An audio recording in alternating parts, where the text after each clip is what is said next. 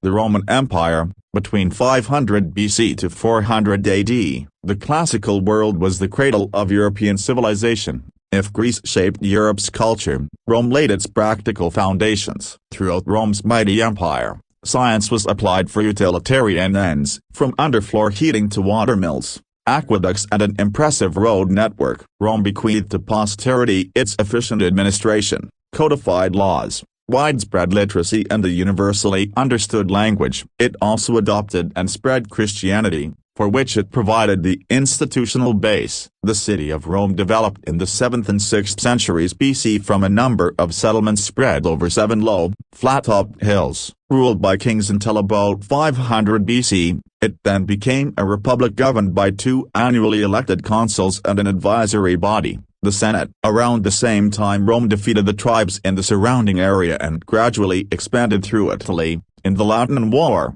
498–493 BC, it crushed the rebellion of the Latin tribes, incorporating them in a pro-Roman league, and by the 3rd century BC it had overrun the Greek-influenced civilization of the Etruscans, famous for their fine pottery. Victory over the Samnites in 290 BC led to a confrontation with the Greek colonies in southern Italy, whose defeat in 275 BC gave Rome control of the entire Italian peninsula. To strengthen its grip on the conquered territory, colonies were founded and settled by both Roman citizens and Latin allies. Swift access to these colonies was provided by an extensive road network, created from the late 4th century BC and greatly extended during the 2nd century BC.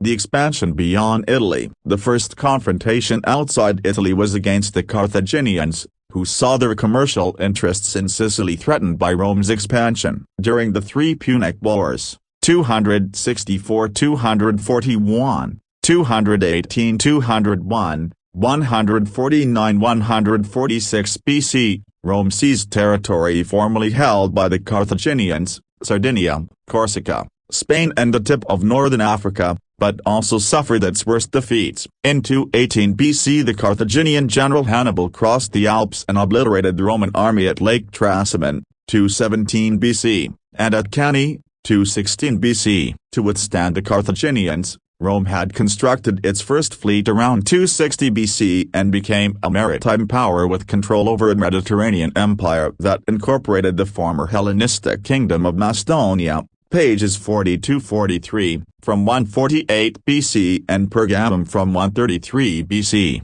As a result, Greek culture began to exert a powerful influence on Roman life and art. The newly acquired provinces created the opportunity for individuals to make a fortune and forge a loyal army. One of these new powerful commanders, Pompey, 106–48 BC, conquered Syria, Cilicia, Bithynia and Pontus, while Julius Caesar, 144 BC, annexed Gaul and expanded the African province. Caesar's influence had grown to such an extent that the Senate saw its position threatened and ordered him to disband his army in 49 BC. Caesar disobeyed and crossed the Rubicon River, in defiance of the law that forbade a general to lead his army out of the province to which he was posted, and ruled Rome as a dictator until he was assassinated in 44 BC. Caesar's adoptive son Octavian, 63 BC at 14, officially rose toward the Senate's powers, nominally taking up the position of princeps,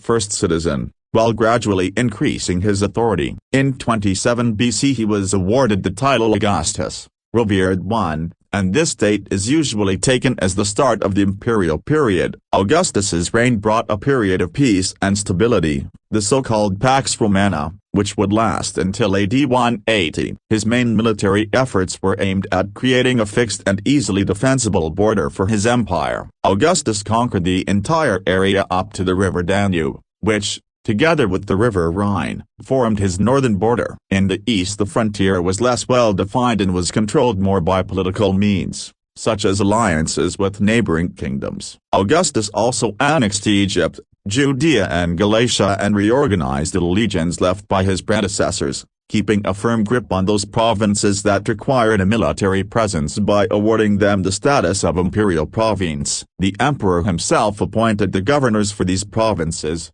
while the Senate selected the governors for the others. Augustus also reorganized the navy. He based his two main fleets at Misenum and Ravenna to patrol the Mediterranean against pirates, while smaller fleets were stationed within the maritime provinces to guard the borders.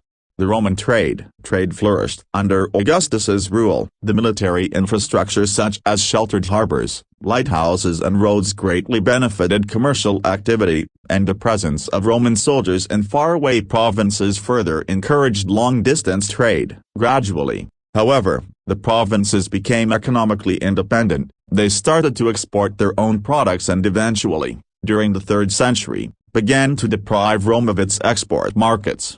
The empire after Augustus. Some of Augustus's successors attempted to enlarge the empire, others to consolidate existing territory, whereas Tiberius, AD 1437, refrained from any expansion. Claudius, 4154, annexed Mauritania, Thrace, Lycia and parts of Britain, while Vespasian, 6979, conquered the Agridicumates region. Under Trajan, 98-117, the empire reached its maximum extent, including Arabia and Dacia by 106. Trajan subsequently subjugated Armenia, Assyria and Mesopotamia, but these conquests were soon abandoned by Hadrian, 117-138. Under Diocletian, 284-305, the empire was divided into eastern and western parts,